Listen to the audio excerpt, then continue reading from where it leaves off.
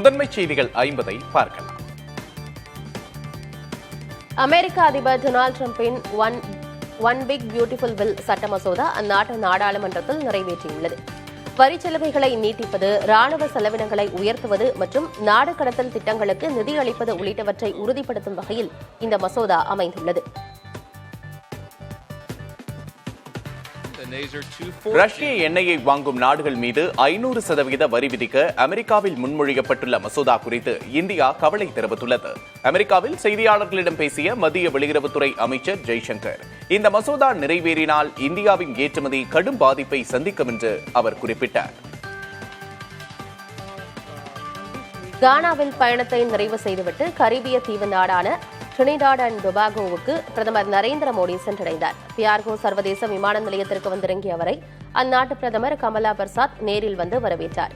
தொடர்ந்து முப்படை வீரர்களின் மரியாதையை ஏற்றுக்கொண்ட பிரதமர் மோடிக்கு இந்திய வம்சாவளிகள் திரண்டிருந்து உற்சாக வரவேற்பு கொடுத்தனர். காவலர்களால் அடித்து துன்புறுத்தப்பட்டதில் உயிரிழந்த திருப்பூணம் இளைஞர் அஜித்குமாரின் உடலில் சிகரெட் சூடு, மூளையில் இரத்த கசிவு ஏற்பட்டது பிரேத பரிசோதனை அறிக்கையில் குறிப்பிடப்பட்டுள்ளது. வயிற்றின் நடுவே கம்பை வைத்து குத்தி காயப்படுத்தப்பட்டிருப்பதாகவும் தெரிவிக்கப்பட்டுள்ளது. உடலில் 50 வெளிப்புற காயங்கள் இருப்பதும் மருத்துவ அறிக்கையில் அதிர்ச்சி தகவலாக வெளியாகியுள்ளது. இளைஞர் அஜித்குமார் மரண வழக்கு தொடர்பாக உயர்நீதிமன்ற உத்தரவின்படி மதுரை மாவட்ட நீதிபதி ஜான் சுந்தர்லால் 2வது நாளாக விசாரணை மேற்கொண்டார். 2வது நாளில் காவலர்களால் தாக்கப்பட்டு உயிரிழந்த அஜித்குமாரின் தாய் மாலதி, சகோதரர் நவீன்குமார் ஆகியோரிடம் விசாரணை நடத்தப்பட்டது. அதேபோன்று வழக்கின் முக்கிய சாட்சிகளான சக்தீஸ்வரன், கார்த்திக் வேலு, பிரவீன்குமாரிடம் நீதிபதி ஜான் சுந்தர்லால் தனித்தனியாக விசாரணை மேற்கொண்டார்.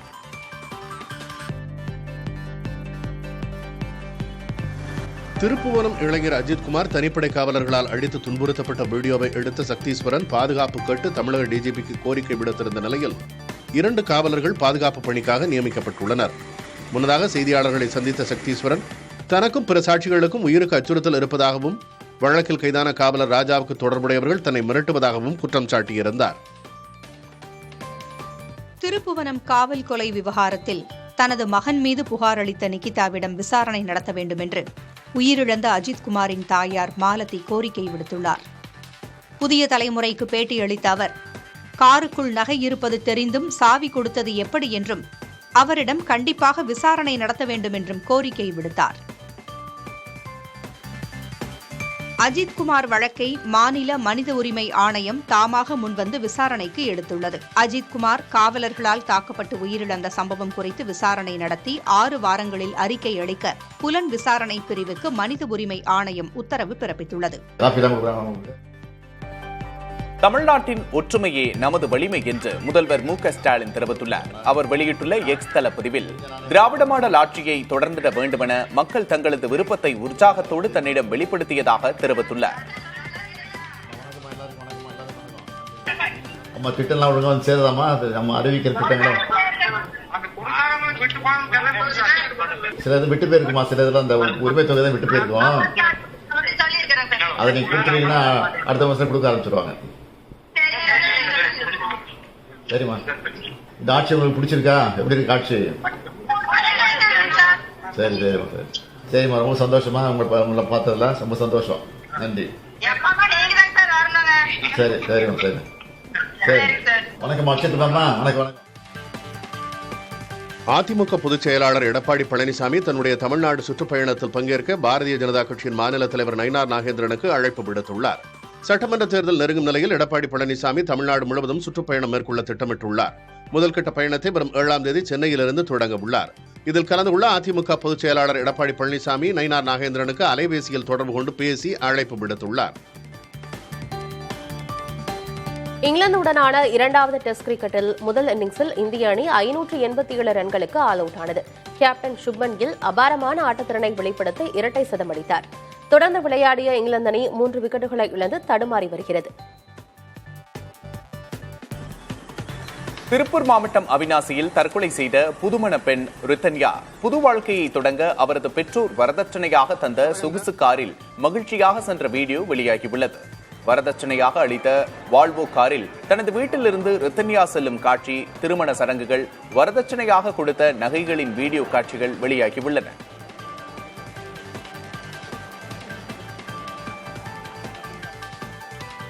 வரதட்சணை கொடுமையால் திருப்பூர் இளம்பெண் தற்கொலை வழக்கில் காவல்துறை மெத்தனமாக நடந்து கொள்வதாக உயிரை மாய்த்துக் கொண்ட ரித்தன்யாவின் பெற்றோர் குற்றம் சாட்டியுள்ளனர்.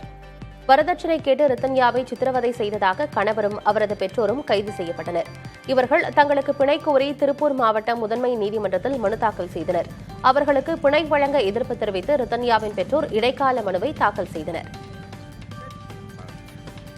கிருஷ்ணகிரி மாவட்டம் அஞ்சட்டி அருகே 13 வயது சிறுவன் கடத்தப்பட்டு கொலை செய்யப்பட்ட வழக்கில் கர்நாடகாவைச் சேர்ந்த மாதவன் உட்பட 2 பேர் கைது செய்யப்பட்டனர். காவல்துறையினர் இவ்விஷயத்தில் துரிதமாக நடவடிக்கை எடுக்கவில்லை என குற்றம் சாட்டி சிறுவனின் உறவினர்கள் பொதுமக்கள் மறியல் போராட்டத்தில் ஈடுபட்டனர். அப்போது இருதரப்புக்கும் இடையே தள்ளுமுள்ளு ஏற்பட்டது.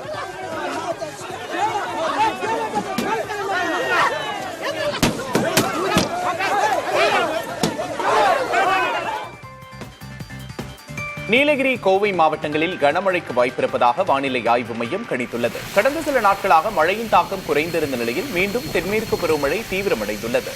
இதனால் பலத்த காற்றோடு மழை பெய்ய வாய்ப்பிருப்பதாக தெரிவிக்கப்பட்டுள்ளது.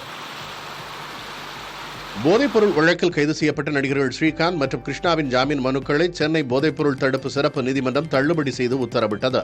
கொக்கைன் போதைப்பொருள் பயன்படுத்திய வழக்கில் நடிகர்கள் ஸ்ரீகாந்த் மற்றும் கிருஷ்ணா இருவரும் புழல் சிறையில் அடைக்கப்பட்டுள்ள சூழலில் ஜாமீன் கோரி மனு தாக்கல் செய்திருந்தனர்.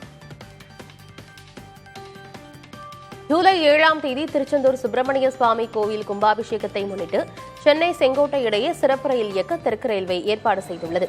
அதன்படி சென்னையிலிருந்து ஜூலை 6ஆம் தேதி இரவு 9:55 மணிக்கு புறப்பட்டு மறுநாள் காலை 9:25 மணிக்கு செங்கோட்டை சென்று சேரும். மறுமார்க்கத்தில் செங்கோட்டையிலிருந்து இரவு 7:45 மணிக்கு புறப்பட்டு மறுநாள் காலை 9:05 மணிக்கு சென்னை சென்று சேரும். வாகனங்களை அதிவேகமாக ஓட்டிச் சென்றதால் உயிரிழந்தவர்களின் குடும்பங்களுக்கு காப்பீடு நிறுவனங்கள் இழப்பீடு வழங்க தேவையில்லை என்று உச்சநீதிமன்றம் தெரிவித்துள்ளது. 2014ஆம் ஆண்டு ரவிஷா என்பவர் அதிவேகத்தில் கார் ஓட்டியதால் விபத்தில் சிக்கி உயிரிழந்தார். இதனையடுத்து 80 லட்சம் ரூபாய் இழப்பீடு கேட்டு உயிரிழந்தவர்களின் குடும்பத்தினர் தொடர்ந்த வழக்கில் அதிவேகமாக வாகனங்களை ஓட்டி உயிரிழந்தவர்களின் குடும்பங்களுக்கு இழப்பீடு வழங்க வேண்டிய கட்டாயம் இல்லை என உச்சநீதிமன்றம் உத்தரவிட்டது. கொரோனாவுக்கான கோவிஷீல்டு தடுப்பூசி மிகவும் பாதுகாப்பானது என அதை தயாரித்த புனேவில் உள்ள சீரம் இன்ஸ்டிடியூட் நிறுவனம் தெரிவித்துள்ளது. கர்நாடக மாநிலம் ஹசனில் 40 நாட்களில் 21 பேர் மாரடைப்பால் திடீரென இறந்தது சர்ச்சையை ஏற்படுத்திய நிலையில் இதற்கு கொரோனா தடுப்பூசியும் காரணமாக இருக்கலாம் என கர்நாடக முதல்வர் கூறியிருந்தார். இந்நிலையில் சீரம் இன்ஸ்டிடியூட்டின் விளக்கம் வெளியாகியுள்ளது. கொல்கத்தா சட்டக்கல்லூரி மாணவி பாலியல் வன்கொடுமை வழக்கில் அரசு எடுத்துள்ள நடவடிக்கைகள் குறித்து சீலிடப்பட்ட கவரில் அறிக்கை தாக்கல் செய்ய கொல்கத்தா உயர்நீதிமன்றம் உத்தரவிட்டுள்ளது. இந்த வழக்கில் சட்டக்கல்லூரி பணியாளர்கள் 2 முன்னாள் மாணவர் உட்பட 4 பேர் கைது செய்யப்பட்டுள்ளனர். இது தொடர்பான வழக்கு விசாரணை கொல்கத்தா உயர்நீதிமன்றத்தில் நடக்கும் நிலையில் மாநில அரசு மேற்கொண்ட நடவடிக்கைகள் என்னவென்று நீதிபதிகள் கேள்வி எழுப்பினர். மகாராஷ்டிராவின் புனே நகரில் டெலிவரி ஏஜென்ட் போல நடித்து வீட்டுக்குள் நுழைந்த மர்ம நபர் ஒருவர் 22 வயது ஐடி நிறுவன பெண்ணை பாலியல் வன்கொடுமை செய்த சம்பவம் அதிர்வலைகளை ஏற்படுத்தியுள்ளது. இதுகுறித்து காவல்துறையில் அந்த பெண் புகார் அளித்தார். அதில் உணவுப் பொருள் டெலிவரி செய்வது போல நடித்தவர் வீட்டிற்குள் நுழைந்ததும் ஸ்பிரேவை தன் மீது அடித்து மயக்கமடைய செய்ததாக குறிப்பிட்டுள்ளார். விவசாயிகளின் பயிர்க்கடன் தள்ளுபடி, குறைந்தபட்ச ஆதரவு விலை போன்ற கோரிக்கைகளுக்கு மத்திய அரசு செவிமடுக்கவில்லை என காங்கிரஸ் மக்களவைக் குழு தலைவர் ராகுல் காந்தி சாடியுள்ளார். மகாராஷ்டிராவில் 3 மாதங்களில் 767 விவசாயிகள் தற்கொலை என்ற செய்தியை சுட்டிக்காட்டி ராகுல் காந்தி எக்ஸ் தளத்தில் பதிவிட்டுள்ளார். அடுத்த தலாய் லாமா பாரம்பரிய முறைப்படியே தேர்வு செய்யப்படுவார் என்றும் இதில் யாரும் தலையிட முடியாது என்றும் இந்தியா திட்டவட்டமாக கூறியுள்ளது. தங்களின் ஒப்புதலின்றி புதிய தலாய் லாமாவை தேர்வு இருக்கக்கூடாது என்று சீனா கூறியிருந்தது. இந்நிலையில் அடுத்த தலாய் லாமாவை தேர்வு செய்வதில் வெளியாட்களுக்கு உரிமை இல்லை என இந்தியா மறைமுகமாக சீனாவை கண்டித்துள்ளது.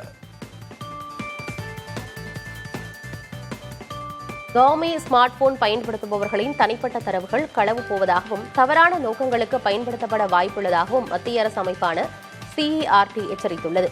Xiaomi போன்களில் உள்ள MI கனெக்ட் சர்வீஸ் என்ற செயலில் உள்ள தொழில்நுட்ப குளறுபடியால் அதை எளிதில் ஹேக் செய்ய முடியும் எனவும் CERT கூறியுள்ளது. ஜார்க்கண்டில் நின்று கொண்டிருந்த சரக்கு ரயில் மீது மற்றொரு சரக்கு ரயில் மோதி விபத்துக்குள்ளானது. சாஹேப்கஞ்ச் பகுதியில் நடந்த இந்த விபத்தால் ரயில் பெட்டிகள் தடம் புரண்டன. இதில் மனித உயிரிழப்புகள் எதுவும் ஏற்படாத நிலையில் ரயில் தடம் புரண்டதில் 14 ஆடுகள் உயிரிழந்துள்ளதாக தெரிவிக்கப்பட்டுள்ளது. விருதுநகர் மாவட்டத்தில் போராட்டம் நடத்திய மக்களை மிரட்டும் தொனியில் பேசியது பற்றி மாவட்ட எஸ்பி விளக்கம் கொடுத்துள்ளார். மருத்துவமனை வளாகத்திற்குள் நோயாளிகளுக்கு இடையூறு ஏற்படுத்தும் வகையில் கோஷமிட்டு போராட்டத்தில் ஈடுபட்டதாகவும், பேச்சுவார்த்தை நடத்திக் கொண்டிருக்கையில் சிலர் ஆம்புலன்ஸ் உள்ளிட்ட வாகனங்கள் வந்து செல்லும் சாலையில் அமர்ந்ததாகவும் அந்த விளக்கத்தில் குறிப்பிட்டுள்ளார். 2026 சட்டப்பேரவை தேர்தலில் விஜயின் தமிழக வெற்றிக் கழகம் எந்த கூட்டணியில் இணைகிறது என்பதே தேர்தலின் சவாலை தீர்மானிக்கும் என்று மார்க்சிஸ்ட் கம்யூனிஸ்ட் கட்சியின் மாநில செயலாளர் பே. சண்முகம் தெரிவித்துள்ளார். ஆங்கில நாளிதழ் ஒன்றுக்கு பேட்டியளித்துள்ள அவர், தாவேகா தலைவர் விஜய்க்கு மிகுதியான செல்வாக்கு இருப்பதாக கூறியுள்ளார். ராஞ்சியில் தரையிறங்க வேண்டிய மத்திய அமைச்சர் நிதின் கட்கரியின் விமானம் மோசமான வானிலை காரணமாக கயாவுக்கு திருப்பிவிடப்பட்டது. ஜார்க்கண்டின் கார்வா பகுதியில் நிகழ்ச்சியில் பங்கேற்றுவிட்டு ராஞ்சிக்கு புறப்பட்ட அவரது விமானம் பாதி வழியிலேயே திரும்பி கயா விமான நிலையத்தில் பாதுகாப்பாக தரையிறங்கியது. தேனி மாவட்டம் பெரியகுளம் அருகே காவல் நிலையத்தில் இளைஞர் தாக்கப்பட்டது தொடர்பாக காவலர்கள் மற்றும் பொதுமக்களிடம் ஏடிஎஸ்பி விசாரணை மேற்கொண்டார். தேவதானப்பட்டியில் ஜனவரி மாதம் மதுபோதையில் பொதுமக்களுக்கு இடையூறு செய்ததாக கைதான இளைஞரை காவல் நிலையத்தில் தாக்கும் வீடியோ வெளியானதை அடுத்து ஆய்வாளர் உட்பட 5 பேர் பணியிட மாற்றம் செய்யப்பட்டது குறிப்பிடத்தக்கது. நாங்கள் வைத்ததுதான் சட்டமன்ற அடிப்படையில் காவல்துறையினர் செயல்பட இது என்ன போலீஸ் ராஜ்யமா என சென்னை உயர்நீதிமன்றம் காட்டமாக கேள்வி எழுப்பியுள்ளது. பாலியல் வன்கொடுமை வழக்கில் மாஜிஸ்ட்ரேட் நீதிமன்றத்தில் வாக்குமூலம் பதிவு செய்ய உத்தரவிடக் கோரி பாதிக்கப்பட்ட பெண் தாக்கல் செய்த மனு விசாரணையில் பாதிக்கப்பட்ட பெண்ணை சைதாப்பேட்டை மாஜிஸ்ட்ரேட் முன்பு ஆஜர்படுத்த காவல்துறைக்கு நீதிபதி வேல்முருகன் உத்தரவிட்டார். திருவள்ளூர் புல்லரம்பாக்கத்தில் 2 வயது குழந்தை தமிழ்நிலா தாயுடன் நடந்து சென்றபோது திருநாய் கடித்தது. தாய் விரைந்து தடுத்ததால் குழந்தை பெரிய அளவிலான காயமின்றி உயிர் தப்பியது. இந்த காட்சிகள் சமூக வலைதளங்களில் பரவி வரும் நிலையில் தெருநாய்களை கட்டுப்படுத்த நடவடிக்கை எடுக்க வேண்டும் என பொதுமக்கள் கோரிக்கை விடுத்துள்ளனர். ஆம்ஸ்ட்ராங் கொலை வழக்கை சிபிஐக்கு மாற்றக் கோரிய மனு குறித்து காவல்துறை பதிலளிக்க சென்னை உயர்நீதிமன்றம் உத்தரவிட்டுள்ளது. இது தொடர்பாக ஆம்ஸ்ட்ராங்கின் சகோதரர் கீனோஸ் ஆம்ஸ்ட்ராங் தாக்கல் செய்த மனு நீதிபதி பி. வேல்முருகன் முன்பு விசாரணைக்கு வந்தது. அப்போது காவல்துறையின் சார்பில் ஆஜரான வழக்கறிஞர் வக்கீல் குற்றப்பத்திரிகை தாக்கல் செய்யப்பட்டுவிட்டதாக கூறினார். இதனையடுத்து மனு குறித்து காவல்துறை பதிலளிக்குமாறு நீதிபதி உத்தரவிட்டார். காங்கிரஸ் கூட்டணியில் ஆம் ஆத்மி கட்சி இல்லை என அக்கட்சியின் தலைமை ஒருங்கிணைப்பாளர் அரவிந்த் கெஜ்ரிவால் அறிவித்துள்ளார். காங்கிரஸ் தலைமையிலான இந்தியா கூட்டணியில் ஆம் ஆத்மி இடம்பெற்றிருந்த நிலையில் அவர் இவ்வாறு தெரிவித்துள்ளார். அகமதாபாத்தில் செய்தியாளர்களிடம் பேசிய அரவிந்த் கெஜ்ரிவால் மக்களவைத் தேர்தலுக்காக மட்டுமே காங்கிரஸ் கட்சியுடன் இணைந்ததாக கூறினார். திருப்புவனம் காவல் மரண விவகாரத்தில் நேரடி சாட்சிகளில் ஒருவரான மனோஜ் பாபு அஜித் குமாருக்கு காவல்துறையினர் கஞ்சா அளித்து சித்திரவதை செய்ததாக கூறியுள்ளார். தண்ணீரில் மிளகாய் பொடி கலந்து காவல்துறையினர் அஜித் குமாருக்கு கொடுத்ததாகவும் மனோஜ் பாபு கூறியுள்ளார். அரசு வேலைக்காக காத்து கிடப்பவர்களை குறிவைத்து நிகிதா குடும்பத்தினர் லட்சக்கணக்கில் மோசடி செய்துள்ளதாக குற்றச்சாட்டுகள் எழுந்துள்ளன. அந்த வகையில் மதுரை திருமங்கலம் உதவி காவல் கண்காணிப்பாளர் அலுவலகத்தில் ஏஎஸ்பி அன்சுல் நாகரிடம் புகார்கள் வந்த வண்ணம் உள்ளன. இதேபோல வீட்டை விற்பதாக கூறி தனியார் கல்லூரி நிர்வாக மேலாளரிடம் 25 லட்சம் ரூபாய் மோசடி செய்ததாகவும் நிகிதா மீது புகார் அளிக்கப்பட்டுள்ளது. பெங்களூருவைச் சேர்ந்த அனன்யா மிஸ்ரா என்ற பெண் இண்டிகோ ஏர்லைன்ஸ் மீது கடுமையான குற்றச்சாட்டுகளை முன்வைத்துள்ளார். விமான சேவை தாமதமானதால் தனது தந்தையின் இறுதிச் சடங்கில் பங்கேற்க முடியாமல் போனதாக அவர் தெரிவித்துள்ளார். விமானத்தின் ஏசி வேலை செய்யவில்லை, குடிக்க தண்ணீர் இல்லை என பல குறைபாடுகளை சுட்டிக்காட்டியுள்ளார். திருவனந்தபுரம் விமான நிலையத்தில் தொழில்நுட்ப கோளாறால் தரையிறங்கிய பிரிட்டன் நாட்டின் அதிநவீன F-35 ரக போர் விமானத்தை சரி செய்ய முடியாத நிலை ஏற்பட்டுள்ளது. இதனை கேரள சுற்றுலாத்துறை ஒரு சுவாரஸ்யமான விளம்பர உத்தியாக பயன்படுத்தியுள்ளது. கேரளா ஒரு அற்புதமான இடம், கேரளாவை விட்டுச் செல்ல விரும்பவில்லை என்று போர் விமானமே கூறுவது போல AI மூலம் உருவாக்கப்பட்ட மீம் ஒன்றை சமூக வலைதளங்களில் வெளியிட்டுள்ளது. அமெரிக்காவின் நியூ ஜெர்சியில் சிறிய ரக விமானம் ஒன்று தலைக்குப்புற கவிழ்ந்து விபத்துக்குள்ளான வீடியோ காட்சிகள் சமூக வலைதளங்களில் பரவி வருகின்றன. சீஸ்னா 208B ரக ஸ்கை டைவிங் விமானம் தரையிறங்கிய போது ஓடுதளத்தை கடந்து கீழே விழுந்தது. 15 பேருடன் வந்திறங்கிய விமானம் தலைக்குப்புற கவிழ்ந்து விழுந்த விபத்தில் நல்வாய்ப்பாக விமானம் தீப்பிடிக்காததால் காயங்களுடன் பயணிகள் உயிர் பிழைத்தனர்.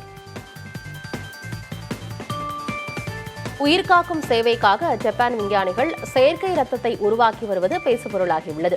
மிக அவசர கால சேவைகளுக்காக ஜப்பான் விஞ்ஞானிகள் இந்த முயற்சியை மேற்கொண்டுள்ளதாக கூறப்படுகிறது. ஆனால் இந்த செயற்கை ரத்தம் மனிதர்களிடமிருந்து பெறப்படும் இரத்த தானத்துக்கு முடிவு கட்டாது என்றும் அதன் ஒரு பகுதியாகவே தொடரும் என்றும் கூறப்படுகிறது. உக்ரைன் நடத்திய தாக்குதலில் ரஷ்ய கடற்படையின் துணை தளபதி மிகைல் குட்கோவ் உயிரிழந்துள்ளது பரபரப்பை ஏற்படுத்தியுள்ளது. கர்ஸ்க் பிராந்தியத்தில் நடத்தப்பட்ட தாக்குதலில் அவர் உயிரிழந்ததாக ரஷ்ய கடற்படையினர் உறுதிப்படுத்தியுள்ளனர். இந்த தாக்குதலில் குட்கோவ் மட்டுமல்லாமல் அவருடன் சேர்ந்து 10 ரஷ்ய வீரர்கள் கொல்லப்பட்டதாக கூறப்படுகிறது.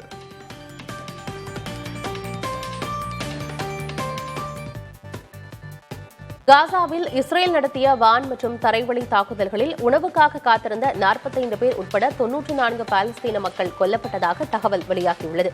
மக்களுக்கு நிவாரணப் பொருட்கள் வழங்கும் அமெரிக்காவைச் சேர்ந்த அமைப்புடன் தொடர்புடைய 5 பேரும் கொல்லப்பட்டதாக கூறப்படுகிறது. மன அழுத்தத்திற்கான மருந்துகள் பெண்களின் மூளையை விட ஆண்களின் மூளையில் அதிக தாக்கத்தை ஏற்படுத்தும் என்று ஆய்வு ஒன்றின் மூலம் தெரியவந்துள்ளது. மூளையின் செயல்பாடுகளில் இந்த மருந்துகள் பாலினத்துக்கேற்ப வெவ்வேறு விளைவுகளை ஏற்படுத்துவது ஆய்வில் கண்டறியப்பட்டுள்ளது. அமெரிக்காவின் சிகாகோ இரவு விடுதியில் நடத்தப்பட்ட துப்பாக்கிச் சூட்டில் 4 பேர் கொல்லப்பட்டனர். மேலும் இந்த கொடூர தாக்குதலில் 14க்கும் மேற்பட்டோர் படுகாயமடைந்தனர். கருப்பு நிற காரில் வந்த சிலர் கண்மூடித்தனமாக சரமாரியாக துப்பாக்கிச் சூட்டில் ஈடுபட்டதாக கூறப்படுகிறது. அமெரிக்க அதிபரின் கொள்கைகளால் ஹார்வர்ட் பல்கலைக்கழகத்துக்கு ஆண்டுதோறும் $1 பில்லியன் வரை வருவாய் இழப்பு ஏற்படக்கூடும் சூழல் ஏற்பட்டுள்ளது. ட்ரம்ப் அரசின் ஆராய்ச்சிக்கான நிதி குறைப்பு, வரி கொள்கை மாற்றங்கள் மற்றும் வெளிநாட்டு மாணவர் சேர்க்கை மீதான கட்டுப்பாடுகள் ஆகியவை இதற்கு முக்கிய காரணங்களாக பார்க்கப்படுகின்றன.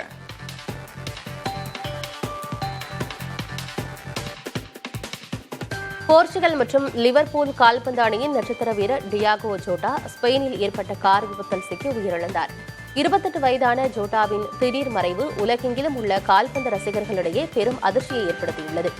சில வாரங்களுக்கு முன்புதான் ஜோட்டாவுக்கு திருமணம் நடைபெற்றது குறிப்பிடத்தக்கது.